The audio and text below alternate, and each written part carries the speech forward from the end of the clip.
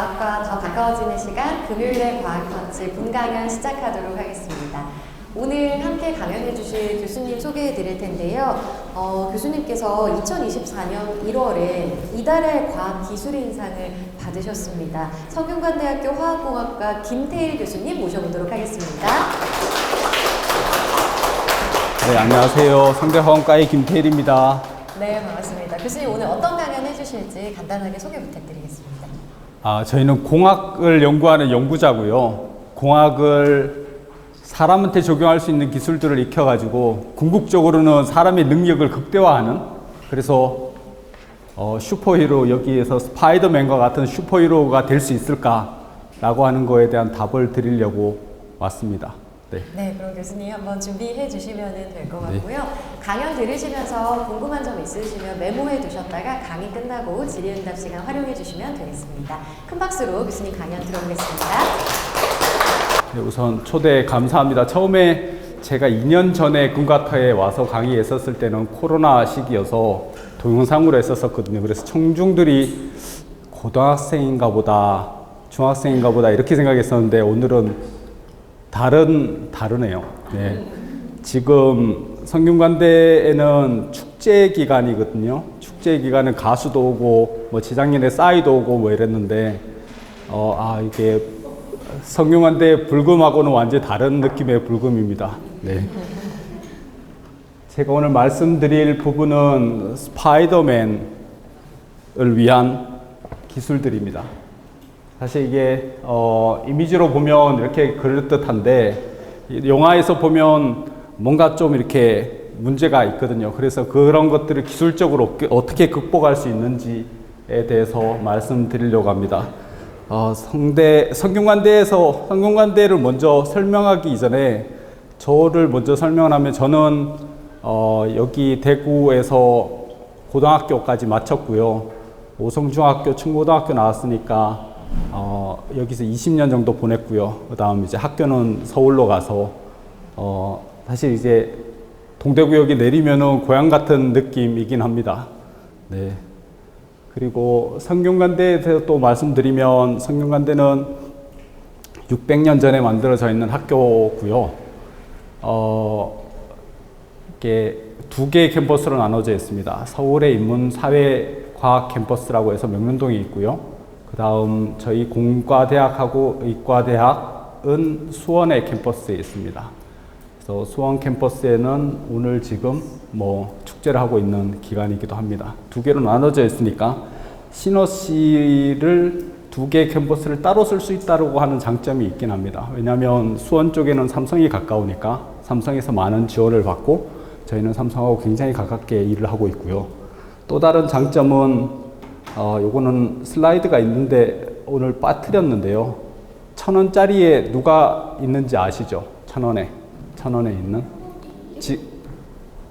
그 다음 5,000원짜리는요? 맞아요. 그 다음 10,000원짜리는요? 네. 50,000원짜리는요?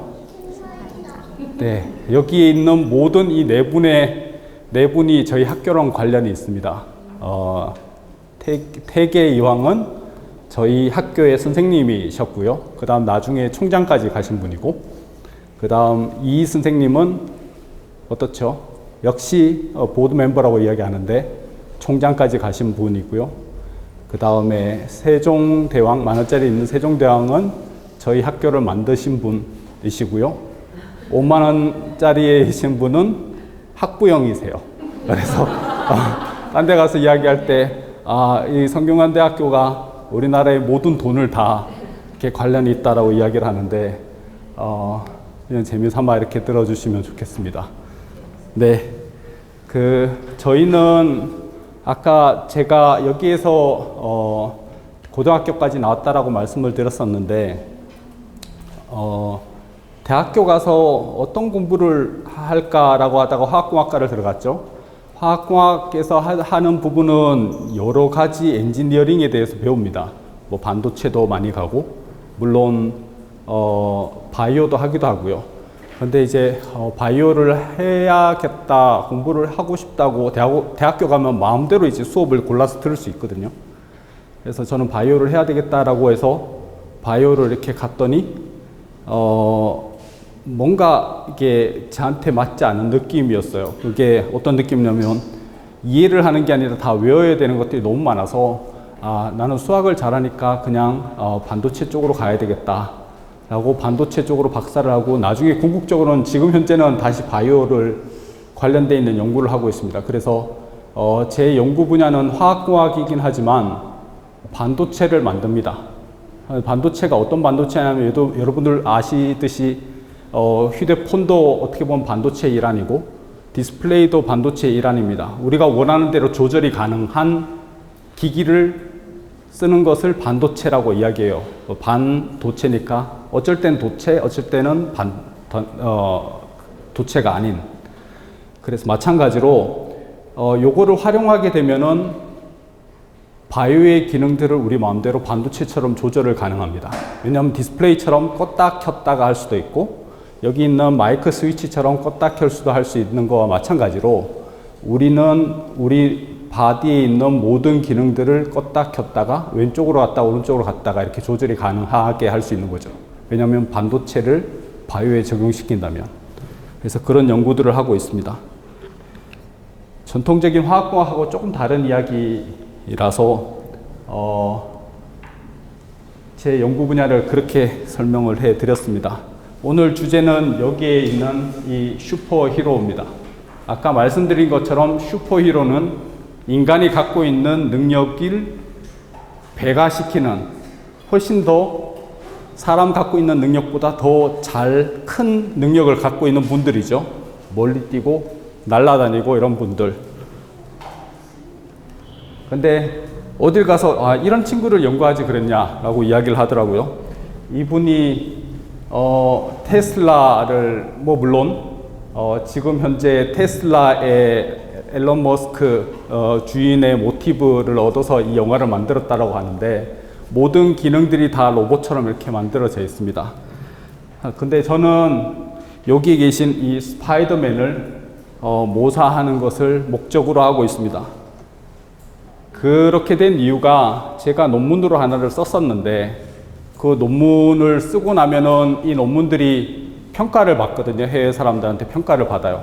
그래서 그쪽에 있는 연구자한테 평가를 받는데 그분이 한 가지 이렇게 테마를 짧게 사설을 제 논문을 보고 사설을 적어준 게 빌딩 어 슈퍼히로라고 하는 제목입니다. 슈퍼히로를 만드는 거를 목적으로 하고 있구나 너의 연구가. 그래서 아이고 죄송합니다. 여기에서 한 가지 하이라이트를 해야 될 부분이 여기 김태일이라고 하는 연구진이 했는 연구가 이런 스파이더맨을 만드는 거고 요 밑에 보면 영어로 되어 있으니까 죄송한데요. 인간의 능력을 인핸스 시킬 수 있는 하나의 솔루션이 될 수 있을 것 같다라고 이야기를 해줬습니다. 그래서 어떻게 보면은 그냥 간단하게 저희는 저희한테 맞는 대학원생하고 이렇게 맞는 공학적인 연구를 했을 뿐인데 해외에서 이런 사설을 줬으니까 스파이더맨을 한번 만들어 보는 것도 나쁜 것도 아니겠구나 이렇게 됐습니다. 요거는 2015년도에 14년도에 논문이 나왔고 요 사설은 2015년도에 나왔습니다. 그간 한 10년 동안 해온 연구에 대해서 소개를 해 드리겠습니다. 요거를 소개하기 이전에 생체모사라고 하는 키워드가 있는데요. 영어로는 바이오미메틱스, 생체모사라고 하는 키워드가 있는데 요거에 대해서 먼저 말씀드릴까 합니다. 생체모사가 뭐냐면 자연에 있는 여러 특징을 갖고 있는 구조물들이 있어요. 예를 들면 요게 벨크로지요. 벨크로 찍찍이. 이거 어떻게 쓰죠? 붙였다 뗐다 할 때 쓰죠. 어쩔 때는 우리가 붙일 때는 이렇게 붙이고 뗄 때 이렇게 어떤 힘을 가하면 떼지는 형태고요. 그 다음 이 친구는 뭐죠? 나비죠. 여기에서는 갈고리 풀을 갖고 있는 식물에서 이제 아이디어를 얻어서 이걸 만든 거고 요걸 왜 붙였냐면 이 나비는 비 올 때도 날아다녀요. 근데 이 날개가 어떻게 생겼냐면 물방울이 바깥쪽으로만 흐를 수 있게 돼 있습니다. 그게 아니라면 이 친구가 비 올 때 날아다니면 어떻게 되죠? 물방울이 몸에 이렇게 쌓이게 되면 얘가 무거워져요. 바깥으로 나가야지 얘는 가벼우니까. 몸으로 안 올 수 있게 물방울이 항상 바깥쪽으로 갈 수 있는 구조물이 여기에 형성이 돼 있어요. 그래서 이걸 이용하게 되면 예를 들면 뭐 자동차 유리도 그렇게 만들 수도 있고, 갈고리 풀에서부터 우리가 찍찍이 발명했듯이 자연에서 갖고 있는 특이한 펑션들을 가지고 우리는 공학적으로 해석해서 실생활에 쓸 수 있는 것들로 할 수 있습니다. 요것도 하나의 테마인데요. 이 친구가 개코 도마뱀이라고 하는 친구인데, 얼마나냐면 한 요만해요. 도마뱀이 한 이만한 친구인데, 천장을 막 이렇게 다닙니다. 사실 이건 뭐 별거 아니죠? 별거 아닌데, 한번 고민해 봐야 될 게 손바닥입니다. 이 손바닥을 보면 이 정도 되는 몸무게를 손끝 하나로 이렇게 붙일 수 있어요. 이렇게 붙이면 이렇게 붙어 있습니다. 이게 무슨 이야기냐면 1cm by 1cm 정도로 한 10kg, 한 8kg 정도 되는 몇 킬로 그 몸무게가 되게 큼에도 불구하고 이 친구를 지탱할 수 있을 정도의 접착력을 갖고 있다는 셈이거든요. 근데 또 어떻죠? 누가 뱀 같은 게 이렇게 자기를 먹으러 오면은 또 쉽게 도망가요. 이때까지 나왔던 접착제랑 다른 거예요. 접착제는 어떻죠? 우리 본드를 생각해 보면 굉장히 큰 접착력을 가지고 있어요. 잘 떨어지지 않아요. 5초 본드라고 하는 걸 손에 붙이면 떼기 힘든 거와 마찬가지로. 근데도 불구하고 이 동물은 원할 때 뗄 수 있다는 소리거든요. 그래서 우리는 접착력의 히스테리시스라고 얘기하는데, 접착력의 그 차이의 극대화, 접착력이 엄청 좋다가도 접착력이 엄청 좋지 않은, 어떻게 보면 이걸 스위치할 수 있는 것들이 이 친구의 능력이라서 오늘 잠깐 소개해 드리고자 합니다. 그래서 이 친구가 스파이더맨이 갖고 있는 특이한 능력은 벽을 잘 타는 능력.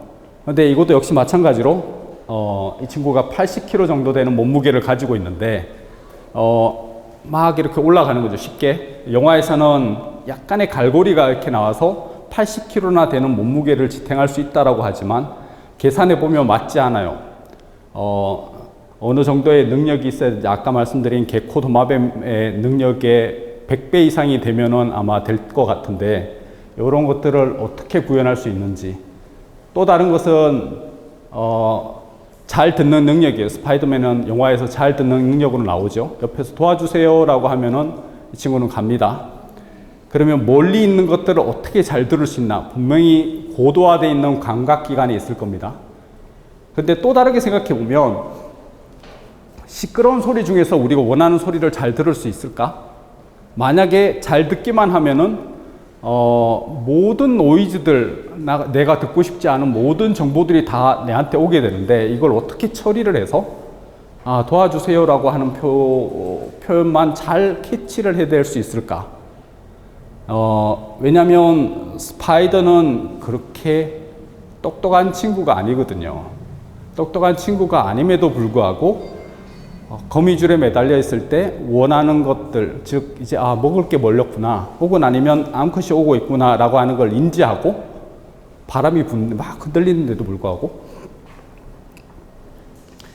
그래서 이 두 개를 살펴보면 스파이더맨이 어떤 기능을 더 인핸스트 해야 되겠구나 라는 생각도 할 수 있습니다. 마지막은 생각으로 이제 주변 물체를, 뇌파로 이렇게 주변 물체를 옮길 수 있는, 사실 요거는 스파이더맨에 관련된 내용이 아니라 스파이더맨 적이 이제 이런 기능을 가지고 있는데, 오늘 여기다 붙여 넣어 봤습니다.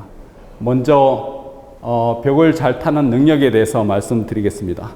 이게 세계 각지에서 뽑아낸, 가지고 온 도마뱀 종류의 발바닥입니다. 이렇게 보시면 다양한 형태의 발바닥이 있습니다. 근데 지문하고 마찬가지죠. 근데 여기 끝에 보면 어떤 형태가 있냐면 이렇게 옆으로 가는 줄들이 있고요. 그 다음 요거를 잘 살펴보면 어떻게 생겼냐 하면 요 다음 장에 나오는데요. 나노 구조물, 끝에 노란색으로 이렇게 보였지만 나노 구조물이 되어 있어요. 이 나노 구조물이 빗자루처럼 끝에 이렇게 되어 있는데, 이 친구들이 이렇게 갈고리 역할을 하는 겁니다. 이렇게 울퉁불퉁한 기판에서도 이 친구들이 이렇게 다 붙어가지고 뭐 학술적으로는 반데르발스 분자간 인력이라고 되어 있는데 이 친구들이 그 빗자루처럼 이렇게 붙어서 접착력을 만들어냅니다. 근데 끝이 어떻게 생겼죠? 이렇게 숟가락처럼 이렇게 굽어 있죠. 그래서 굽어 있기 때문에 요거를 반대쪽으로 하면은 쉽게 떨어지고 다른 방향으로 하면 잘 붙는 구조물을 가지고 있습니다. 그래서 누군가가 따라오면은 쉽게 뗄 수 있는 낮은 접착력을 가지고 그 다음 이런 나노 스트럭처를 나노 구조물을 갖고 있으니까 높은 접착력을 가지는 특성이 되는 거죠. 사실 영화에도 이런 친구가 여기 스파이더맨 비슷한 거를 가지고 이렇게 벽을 타는 게 나오긴 합니다.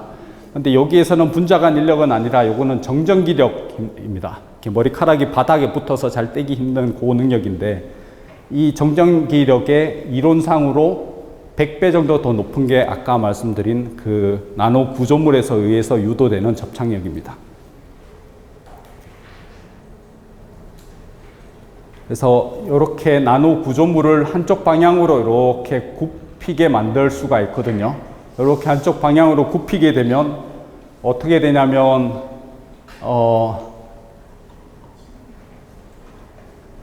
요거는 접착력을 영어로 보여주는 건데 접착력을 수치화한 건데 이렇게 해서 접착력 하나가 점점 높아지고 크게는 120배까지 높아지게 되고요. 털 하나가 갖고 있는 능력이 한 10kg 정도의 아령을 들 수 있는 정도의 접착력이 나오게 됩니다. 그리고 나머지 방향에서는 접착력이 이렇게 갑자기 낮아지는 거니까 쉽게 뗄 수 있는 어떻게 보면 벨크로 같은 접착력인데 높은 접착력과 낮은 접착력을 가지는 그런 나노 구조물을 만들 수가 있습니다. 요거는 건너뛰겠습니다.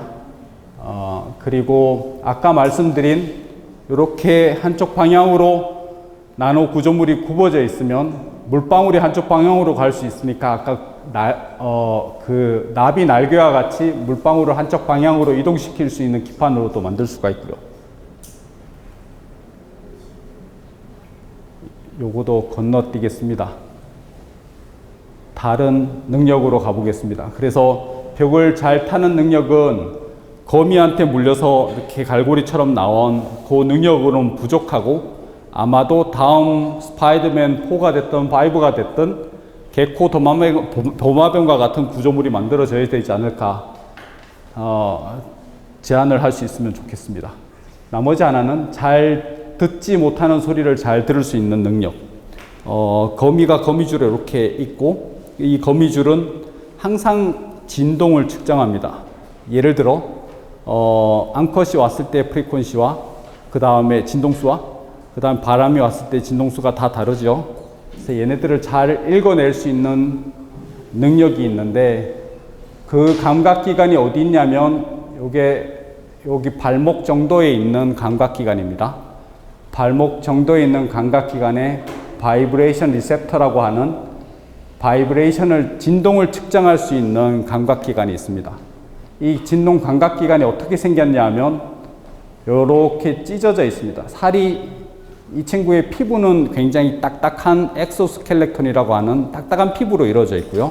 이 딱딱한 피부가 이렇게 크레이가 있습니다. 크랙이 있으면 어떻죠? 그냥 크랙이 없을 때 잡아당기면 별로 문제가 없다가 조금 이렇게 칼집을 내면 잘 찢어지는 거와 마찬가지죠. 학생들 해봤어요? 이렇게 예를 들면 뭐 플라스틱 같은 거에 중간에 대패기 이렇게 있으면 잘 이렇게 벌어질 때 찢어지는 거와 마찬가지인데 그 이유로 마찬가지로 여기 이렇게 찢어져 있는 크랙이 있으면은 외력이 있으면 여기에 잘 모이게 됩니다. 그래서 거미가 잘 인식을 하게 돼 있는데요. 저희는 요거 마찬가지로 이런 크랙을 전극에다가 이렇게 만들어서 이 거미가 갖고 있는 구조물을 그대로 생체 모사할 수 있는 방법을 찾아봤습니다. 그래서 누가 힘을 주게 되면 이렇게 전기적인 시그널이 바뀌게 되는 센서를 만들어 봤는데 지금처럼 이렇게 크랙이 있으면은 힘이 이렇게 모여서 빨간색처럼 이렇게 힘이 모이게 되고요. 그래서 진동이 왔구나 안 왔구나를 알 수 있게 되는 겁니다. 요거는 이론적인 거니까 넘어가겠습니다. 요것도 이론적인 거니까 넘어갈 거고요. 그래서 요거를 이렇게 8개를 센서화 시키고, 그 다음 매우 날개짓을 하는 요 무당벌레를 이렇게 올려놨습니다.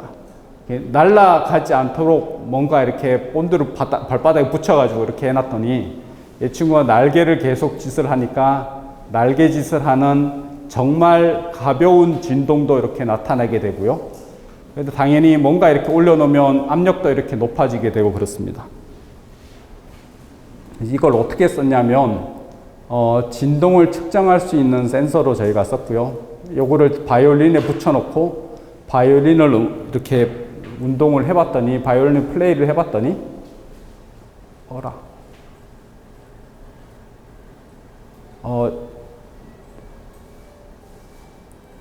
지금 노래가 소리가 들리는지 모르겠는데, 노래 소리가 나오는에 따라서 이렇게 진동수가 다 바뀌게 되고, 이런 진동수가 다 바뀌게 되는 걸 다 표현할 수가 있습니다.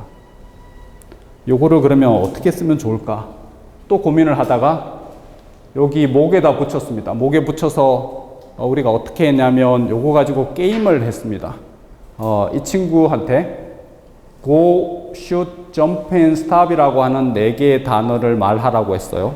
그러면 목젖이 떨리니까 진동수가 나오게 되고, 이 진동수를 해석을 하면은 무슨 소리를 했구나라고 하는 것을 알 수 있게 되고, 그래서 여기 있는 요 슈퍼 마리오 게임을 할 수 있어요. 슈퍼 마리오 게임에서 Go, Shoot, Jump and Stop, 점프도 할 수 있게 되고, 그 다음에 미사일을 쏠 수도 있고, 그 다음 멈출 수도 있습니다. 그래서 말로도 게임을 할 수 있는 시스템도 이거 가지고 만들 수가 있어요. 어떤 영화에 보면은 폭탄 터지는 데서 주변 친구들하고 마이크 가지고 이렇게 커뮤니케이션을 합니다. 근데 이 마이크는 어떤 문제가 있냐면, 내가 말을 하고 있는데 내 목소리만 이렇게 전달하면 되는데, 옆에서 다른 이야기를 하면은 이 목소리 역시도 전달이 돼요. 요거를 칵테일 파티 프로블럼이라고 하는, 지금까지는 뭐 해결할 수 없는 문제인데, 요거를 활용하면 이런 문제도 해결할 수 있지 않을까라고 요 실험을 진행을 했는데, 여기 with noise라고 되어 있는 부분은 소방차 정도의 외부 소음을 준 상태에서 go, shoot, jump and stop이라고 하는 용어를 이야기를 했습니다. 당연히 이제 마이크와 같은 경우에는 이렇게 지저분하게 다 나오게 되죠. 왜냐하면 소방차가 지나가니까 다 노이즈가 다 들어갈 텐데. 근데 이 거미에서 가져온 센서는 진동만을 인식을 하고 있기 때문에 주변 노이즈는 상당히 흡수를 하고, 그럼에도 불구하고 깨끗하게 이 진동을 얻어낼 수가 있게 되는 거죠. 그래서 지금 일반적인 마이크에서 노이즈, 소음이 같이 이렇게 들리게 되면, 이렇게 노이즈 소리가 잘 안 들리는데, 싸라고 하는 노이즈 소리가 이렇게 들려야 되는데요. 네, 지금처럼 이렇게 요 마이크라고는 다르게 훨씬 더 깨끗하게 데이터를 얻어낼 수가 있습니다. 또 건너뛰겠습니다. 그리고 요 세 번째, 시끄러운 소리 중에서도 원하는 소리만 들을 수 있는 능력. 아까도 말씀드렸지만 모든 소음을 다 듣다 보면 이 친구가 해야 되는 능력이 훨씬 더 많아지는 거고, 어떻게 보면 처리해야 되는 데이터가 훨씬 더 많아질 텐데, 이것들을 어떻게 소음과 소음이 아닌 거를 구별할 수 있을까? 사실 이거는 저희가 아까 그 스파이더맨 첫 번째 논문을 내고 엄청 고민을 했던 거였습니다. 근데 해외 논문을 찾아보니까 제가 학회를 가서 만난 분인데, 여기 있는 이 블라드미르라고 하는 분인데요. 이분을 학회에서 만났는데, 이런 논문이 있는데 한번 볼래? 라고 했던 논문이 요 논문입니다. 거미에 대해서 연구하시는 분이었고, 어떤 특성이 있냐면, 아까 말씀드린 그 감각기관 바로 아래에 있는 부분이 여기 동그랗게 생긴, 이렇게 생긴 패드가 하나가 있어요. 마치 우리 무릎의 연골하고 마찬가지예요. 연골이 딱딱하면 어떻게 되죠? 바닥에서 오는 진동을 다 다리가 흡수할 텐데, 이거 몸으로 다 전달될 텐데, 이게 딱딱한 연골이기 때문에 이 진동을 흡수하는 거죠. 마찬가지입니다. 여기 아까 감각기관 바로 아래에 있는 요 소재는 어떤 특징이 있냐면, 어쩔 때는 말랑말랑하고 어쩔 때는 딱딱합니다. 이게 무슨 의미냐면요. 어쩔 때라고 하는 게 말랑말랑할 때는 이 소재 자체가 원래 말랑말랑한 거였고요. 근데 높은 진동수의 진동이 오게 되면 이 소재가 딱딱해집니다. 그래서 여기 있는 게 여기 진동이고 여기 있는 건 진동수입니다. 낮은 진동수가 왔을 때는 굉장히 소프트하고 딱 말랑말랑하고요. 높은 진동수가 오면은 이 친구는 딱딱해집니다. 왜 그러냐면 거미가 거미줄에 있을 때 바람을 불 때는 바람은 낮은 진동수거든요. 비가 오는 것도 낮은 진동수고요. 그래서 거미는 필요가 없어요. 이런 낮은 진동수에 있는 소음들은. 그래서 이 소재가 소프트하니까 그냥 스펀지처럼 필요 없는 정보를 다 흡수를 하는 셈이고요. 높은 진동수인 300Hz, 100Hz는 암컷의 거미가 왔을 때 진동수를 250Hz를 내거든요. 그리고 먹을 게 걸렸을 때 막 랜덤하게 막 나올 텐데 이것도 100Hz 이상의 진동수를 가집니다. 즉 100Hz 이상만 이 친구는 필요가 있는 거니까 이 소재 자체가 딱딱해지면서 아까 말씀드린 감각기관으로 신호를 전달할 수 있게 되는 거죠. 어떻게 보면 굉장히 지능적인 고분자 소재 같은 거라고 보시면 될 것 같습니다. 어쩔 때는 딱딱하고 어쩔 때는 소프트하고. 그래서 이 소재를 저희가 똑같이 모사해서 역시 마찬가지로 러버리, 즉 고무처럼 말랑말랑하다가 외부에 힘이 이렇게 오게 되면은 딱딱한 소재를 만들어 봤습니다.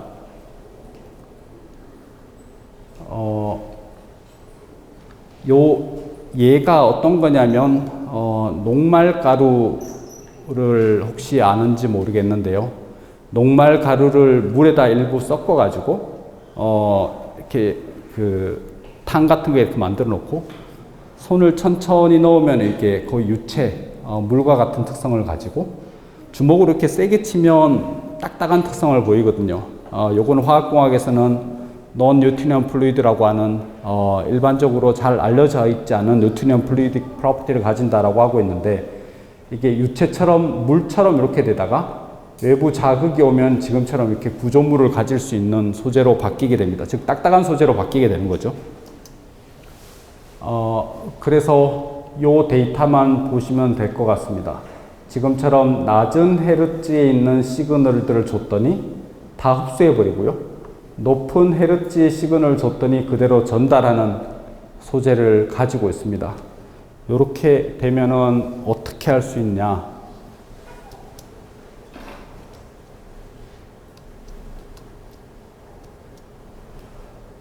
예를 들면 아까 목에서 이렇게 진동을 측정을 한다라고 하는 그걸 말씀을 드렸었는데 지금처럼 이렇게 지저분한 데이터 속에서도 낮은 진동수를 다 흡수하니까 원하는 데이터만 전달시킬 수도 있고요.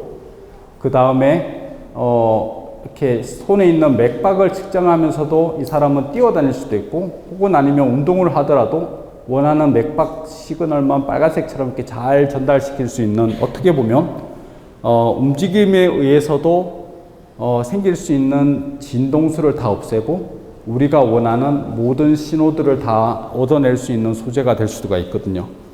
그리고 이 소재가 어떻게 또 쓰일 수 있냐면 아파트의 진동흡수 소재, 층간소음이 아마 걸어 다닐 때 생기는 굉장히 낮은 진동수, 걸을 때 낮은 진동수의 프리퀀시가 5Hz니까 여기에 흡수할 수 있는 진동수에 포함이 되는 건데 이런 소재를 쓰게 되면 흡수하는 소재일 테니까 층간소음도 줄일 수 있지 않을까 생각하고 있습니다.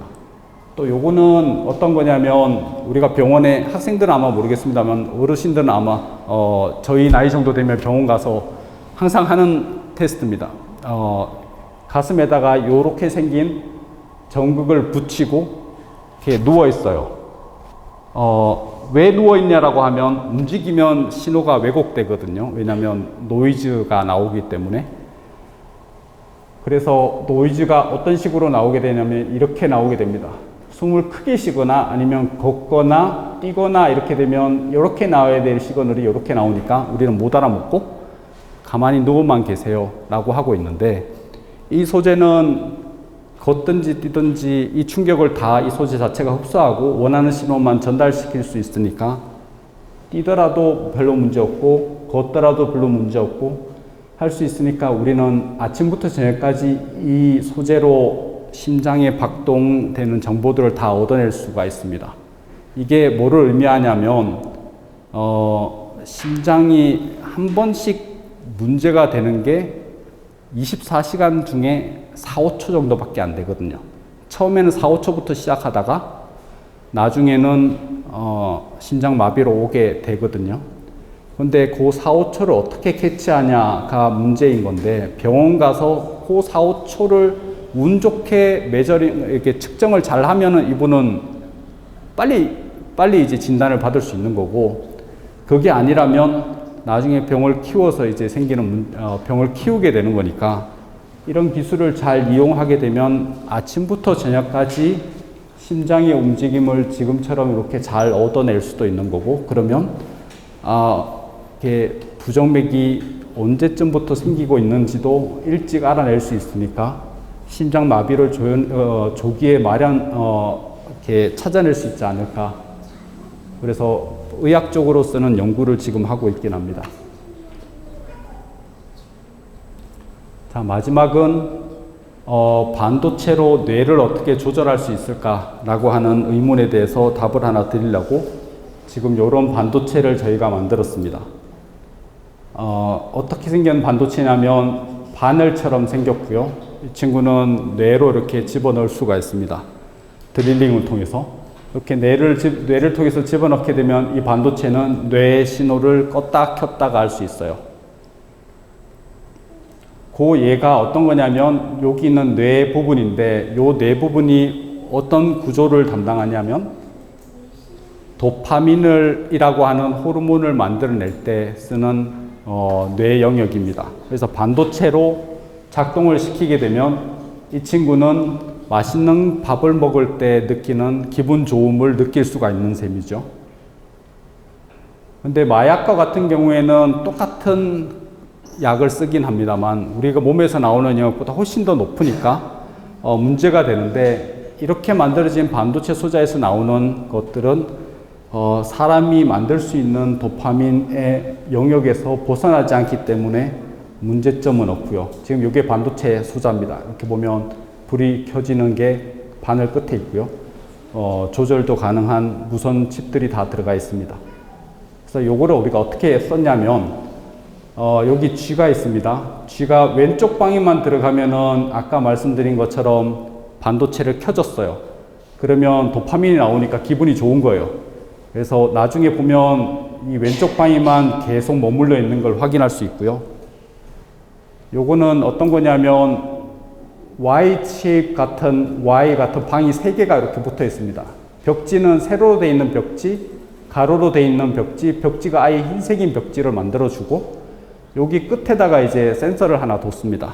그래서 쥐가 거기에다가 코를 이렇게 포킹을 하면은 이렇게 도파민이 나오게끔 유도를 했더니 이 친구는 계속 이제 도파민이 나오는 영역에만 계속 머물러 있는 행동 특성을 보이고요. 나머지 하나는 여기는 특이하게도 좁고 어둡고 밝고 트여져 있는 것들이 이렇게 번갈아 가면서 되어 있는 실험다입니다. 근데 일반적인 쥐는 좁고 어두운 데를 좋아해요.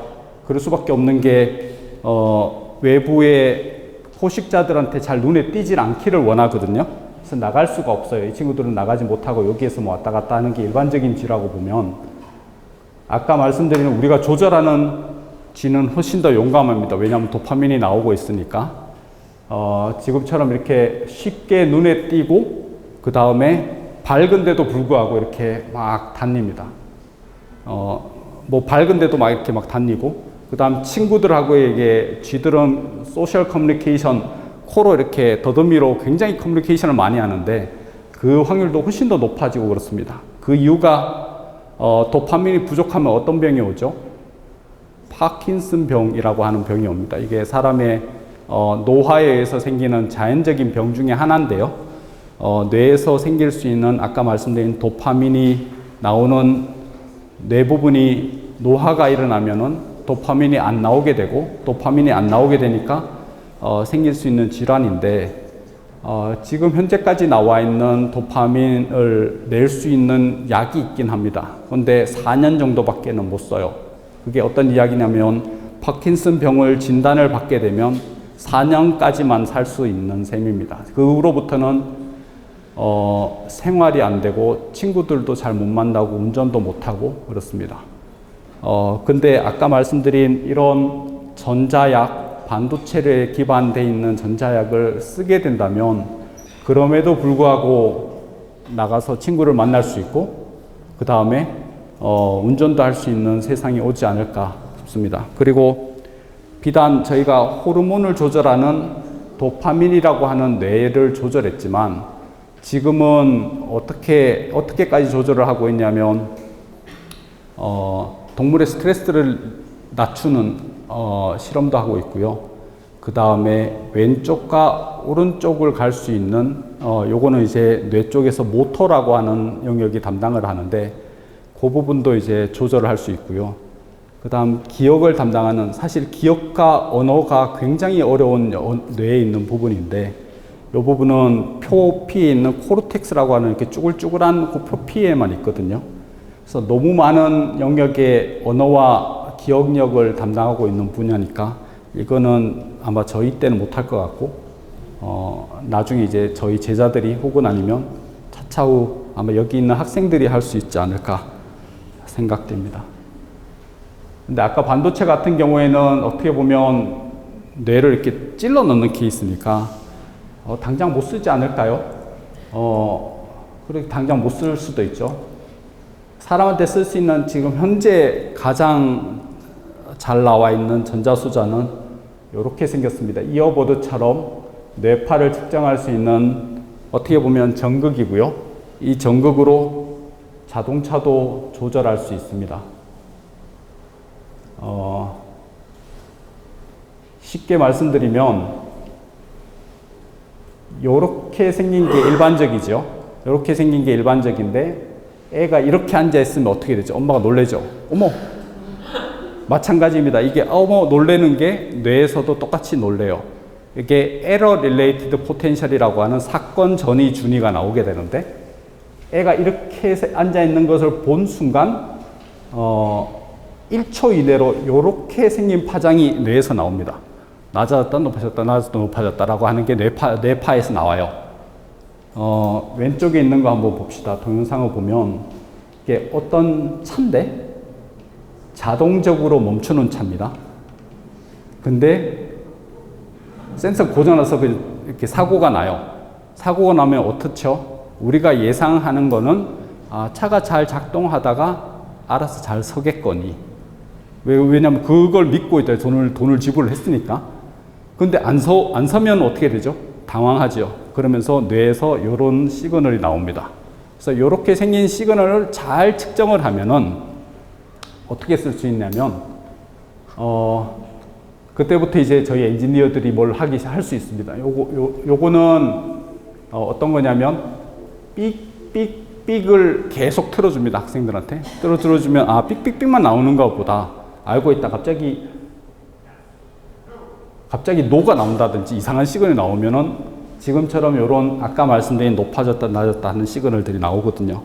이런 데이터들을 모아다가 이 머신들을 잘 학습시키면 주변 로봇들도 역시 조절할 수 있습니다. 어떤 의미냐면 이렇게 차가 잘 돌아다니는 거를 보고 있다가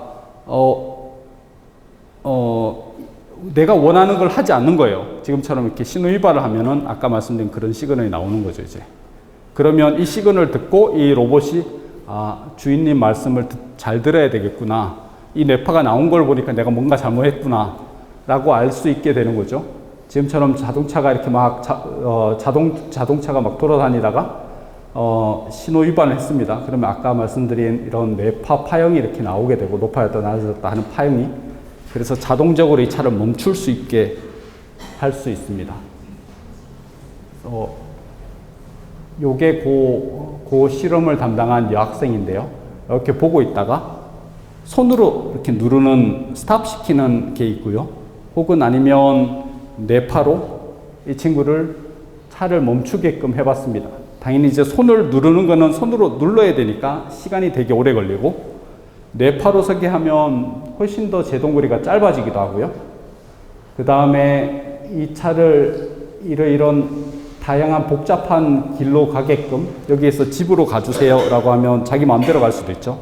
어떤 차들은 뭐 돌아가는 차들도 있고, 어쩔 차는 차 막히는 데로 갈 수도 있고, 여러 가지 루트가 있을 수 있는데, 내가 원하지 않은, 즉 운전자가 불편하게 생각하는 길로 가게 되면 아까 말씀드린 에러 릴레이티드 포텐셜이 나오고, 그러면 내가 주인이 시키는 대로 하지 않았구나. 그래서 다음에는 그 길을 가지 않게 됩니다. 이렇게 지금 그러면 원하는 길로만 갈 수 있는 강화 학습을 할 수가 있습니다. 그래서 여러 로봇들도 역시 이런 사람하고 로봇하게 커뮤니케이션을 할 수 있는 시대에 지금 와 있긴 합니다. 그래서 시간을 한 50분 정도 썼는데요. 저희가 하고 있는 연구는 반도체 연구긴 한데, 일반적인 반도체는 여러분의 휴대폰 그리고 노트북 등과 같이 어떻게 보면 형태가 잘 만들어져 있는 디바이스일 텐데, 저희가 만드는 반도체 소자들은 아직 상용화는 되지 않았지만 인체에 적용시킬 수 있는 반도체니까 우리의 능력을 증가시킬 수도 있고, 혹은 아니면 병이 오는지 안 오는지도 감지할 수 있는 수자이기도 하고요. 어떻게 보면 아직 미지의 영역인 뇌의 시그널들을 얻을 수도 있고, 그 다음 조절할 수도 있는 기능까지 포함을 하고 있습니다. 그래서 조금 더 어려운 주제라서 제가 스파이더맨을 예를 들면서 쉽게 설명하라고 했는데 어떻게 잘 받아들여졌는지는 잘 모르겠습니다. 이게 아무튼 뭐 이렇게 향후 한 20년 정도는 계속적으로 연구를 하면 훨씬 더 좋은 시대, 그리고 100년, 200년까지 사람들이 살 수 있는 시대, 그리고 우리가 스파이더맨처럼 훨씬 더 인간의 능력을 더 배가시킬 수 있는 시대가 이런 바이오 일렉트로닉스로 실현되지 않을까 합니다. 네, 경청해 주셔서 감사합니다.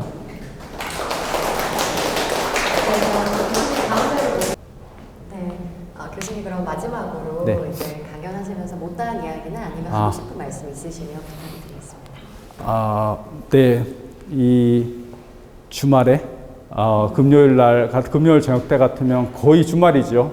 주말에 제 강의를 들어주셔서 감사하고, 그 다음에 일반적으로 화학공학이나 공학이나 아니면 대학원의 공부가 딱딱하고 어렵다라고 이야기를 하긴 합니다.